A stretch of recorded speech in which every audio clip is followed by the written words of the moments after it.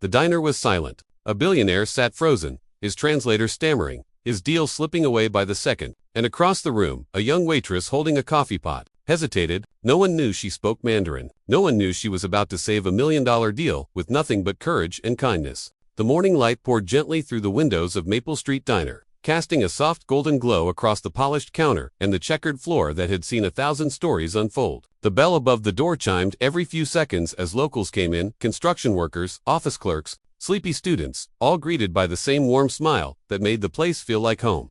Behind the counter, Lily moved with quiet grace, her blue uniform neatly pressed, her hair tied back in a simple ponytail. To most, she was just another waitress, polite, attentive, always remembering how you liked your coffee. But beneath that calm exterior lived a story that few knew, a story of dreams deferred and sacrifices made in silence. Just a few years ago, Lily had been in Beijing, studying international business and Mandarin on a scholarship. She had walked through crowded streets filled with neon lights, speaking a language that felt like music to her ears. But when her mother fell ill, everything changed. She packed her bags, left behind her dreams, and came home trading boardrooms for booths and textbooks for trays. Yet Lily never complained. Each morning, she found beauty in small things, the hiss of the coffee machine, the laughter of regulars, the sunlight dancing across a sugar jar. She believed kindness was a language too, one everyone understood, no translation required. "Morning, Lily," called George, a retired teacher who came in daily. "Morning, Mr. George," she replied, pouring his usual black coffee. "Extra sugar today." He chuckled. "You always remember." "That's my job," she said with a grin, but deep down, she meant it. Lily didn't realize it yet, but her kindness was her power, the quiet force that connected her to people from all walks of life. And on this particular morning, that power was about to be tested in a way she could never imagine. At exactly 9:15 a.m., the sound of screeching tires echoed outside. Heads turned as a line of sleek black cars stopped in front of the diner. The hum of conversation faded to whispers. Lily glanced toward the window, curious. The door swung open, and in walked a group of sharply dressed men, suits, briefcases, earpieces, a sight far too formal for a cozy roadside cafe. At their center was a tall man in his 60s, distinguished, confident, but clearly impatient. He didn't belong here, not in this world of coffee mugs and pancakes. But he was here for a reason. Lily didn't know it yet, but this stranger's presence would soon change everything about her life and remind the world that sometimes the most extraordinary heroes wear aprons, not suits. As she refilled a coffee cup, she caught herself glancing at the man again. There was something heavy in his eyes, a mix of determination and weariness. She smiled softly, unaware that fate had already begun writing the next chapter of her story, one that would prove how a single act of courage could bridge worlds apart.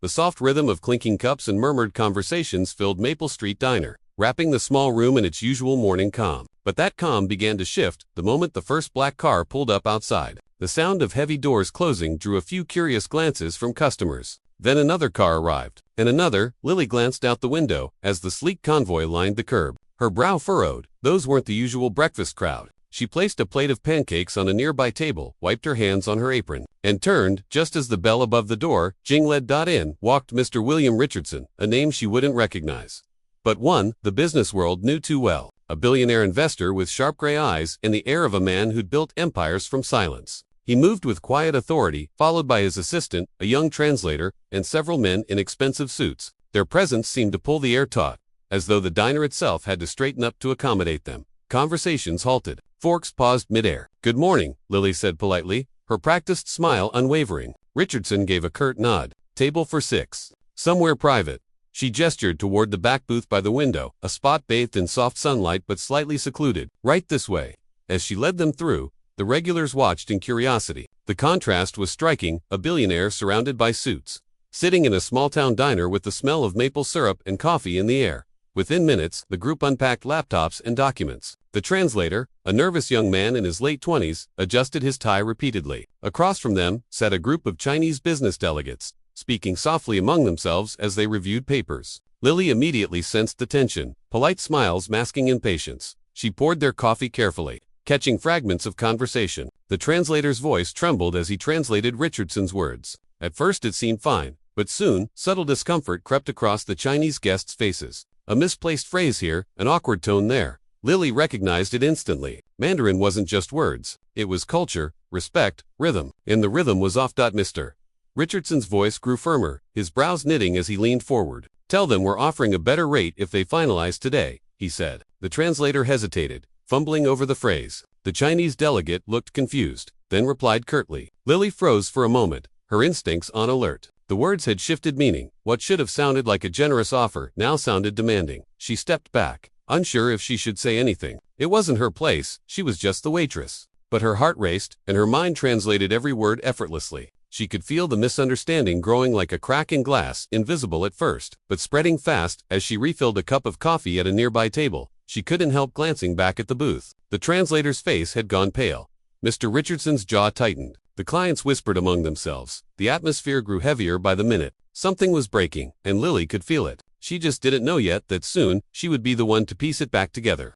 The tension in the diner was now thick enough to feel. Conversations from other tables faded into the background, replaced by the strained silence at the booth where Mr. Richardson sat. His calm fricate had begun to crack. The translator, visibly sweating, clutched his notepad tightly, flipping between English and Mandarin. Lost somewhere in the middle, the Chinese delegates, led by Mr. Zhao, exchanged uneasy glances. Their voices lowered, their eyes narrowing with every mistranslated word. Something vital had been lost in translation. The warmth, the respect, the tone. The deal, once brimming with potential, was now teetering on the edge of collapse. Mr. Richardson leaned forward, his voice sharp yet controlled. What's happening? Why are they hesitating? The translator stammered. They're not sure about the proposals. Sincerity.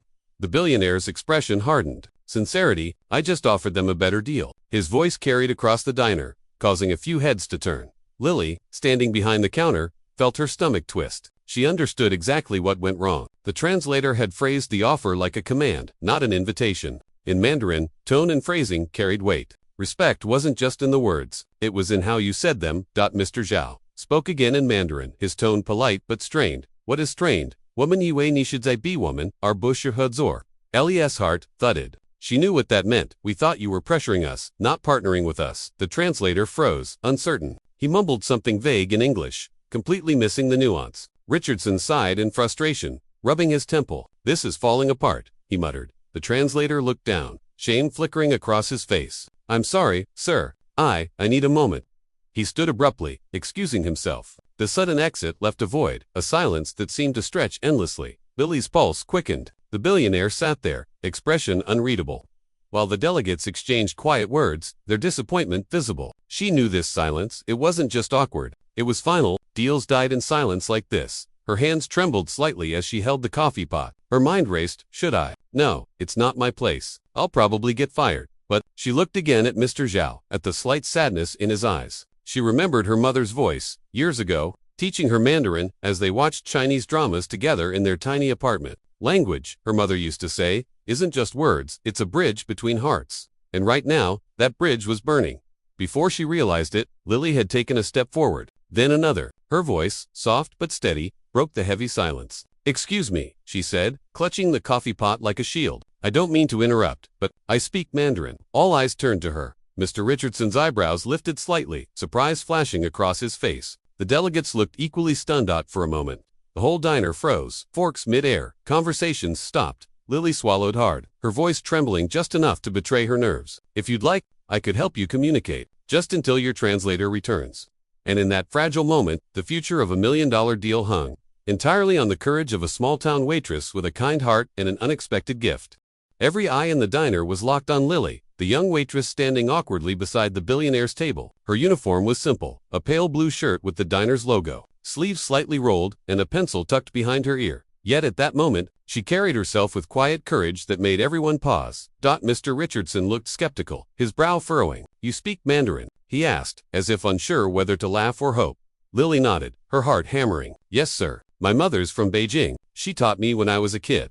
For a moment, no one said a word. The Chinese delegates exchanged surprised glances. Finally, Mr. Zhao, their lead negotiator, leaned forward with curiosity. 你真的会说中文吗? You really speak Mandarin? Lily smiled nervously, but answered smoothly, her tone respectful and warm. 是的，先生，我会，我希望可以帮忙. Yes, sir, I do. I hope I can help. Something shifted instantly in the air, a spark of relief. Mr. Zhao's shoulders eased. His colleagues nodded approvingly. Lily's Mandarin wasn't perfect, but it carried sincerity. Something no translator's dictionary could convey. Mr. Richardson gestured for her to sit. All right, Lily, help us fix this. Tell them exactly what I mean, that I value their partnership, not just the business. Lily took a deep breath and turned to Mr. Zhao, translating every word carefully. not just the meaning, but the heart behind it. 理查森先生想表达，他非常重视与你们的合作，不仅仅是生意上的关系。Mr. Richardson wishes to express that he deeply values your partnership, not merely as a business transaction. Mr. Bao's eyes softened. The tension that had once filled the table began to fade like fog under sunlight. Not that Jinshiga yo chunny the Ren, he replied warmly. Then he is truly a man of sincerity. Lily smiled and translated his words back. He says you're a man of sincerity. The billionaire chuckled softly. The first real smile of the afternoon. I'll take that as a compliment. Over the next 20 minutes, Lily became the bridge between two worlds. Her voice carried warmth, respect, and precision. She didn't just translate, she connected. Every time she spoke, the delegates leaned in with trust, and Mr. Richardson watched in quiet admiration. The conversation flowed naturally now, with laughter replacing tension. When they finally reached an agreement, the lead delegate stood and extended his hand toward the billionaire. 我们很高兴合作. We're pleased to partner with you. Lily translated with a beaming smile. They're honored to do business with you. As hands were shaken and smiles exchanged, the diner's regulars clapped softly from their booths, having witnessed something extraordinary, not just a deal saved, but the power of kindness and courage in action. Mr. Richardson turned to Lily, his tone gentle but full of gratitude. You didn't just save a deal today, you saved something bigger. Trust. Lily blushed, her eyes shining. I just wanted to help. Sometimes, he said, smiling, that's exactly what the world needs most. And in that simple diner, under the hum of neon lights and the scent of coffee, a billionaire learned that true success often begins with the quiet bravery of someone who chooses to care. The next morning, the diner buzzed with whispers. Everyone was talking about what had happened, how Lily, the quiet waitress, had stepped in and saved a billionaire's $1 million deal. Some didn't believe it. Others said they saw it with their own eyes. But Lily, she just smiled and went back to work, refilling coffee cups, wiping counters, and greeting regulars with her gentle warmth. To her, it hadn't been about fame or money. It was about doing the right thing when it mattered. Then just after noon, the diner's bell jingled. Heads turned. Standing at the door was Mr. Richardson, the billionaire she had helped. Looking far less intimidating this time, dressed casually, holding a small envelope in one hand and a faint smile on his face. Lily, he said softly, walking up to the counter. Got a minute? Her heart skipped. Of course, sir. Did something go wrong? He chuckled. Quite the opposite. He handed her the envelope. I wanted to thank you. That deal we closed yesterday. It wasn't just another business meeting, it was the most important one of my career. You didn't just save me from embarrassment. You helped me build something meaningful. Lily hesitated before opening it. Inside, she found a letter on embossed stationery and a check. Her breath caught when she saw the amount. $50,000. Sir, I can't accept this, she stammered, her hands trembling. I was just doing what anyone would have done.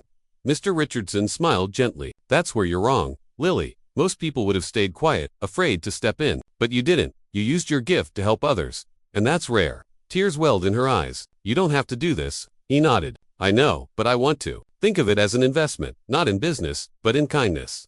He paused, then added, I also made a few calls. There's a full scholarship waiting for you at the local university, Mandarin and international business. If you want it. You said your mom taught you Mandarin, right? I think she'd be proud to see you teach the world the same bridge you built yesterday.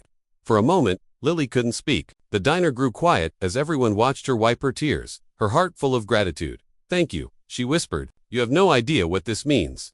Mr. Richardson smiled. I think I do. He extended his hand once more. Keep doing what you did, Lily, seeing people, helping them, believing that what you do matters, because it does. As he left the diner, sunlight spilled through the window, glinting off the check in Lily's trembling hand. She looked up, her reflection shimmering in the glass. The same girl, yet somehow different, stronger, brighter, and as she whispered a quiet thank you to the world, one truth lingered in her heart. Kindness may not always make headlines, but it always changes lives.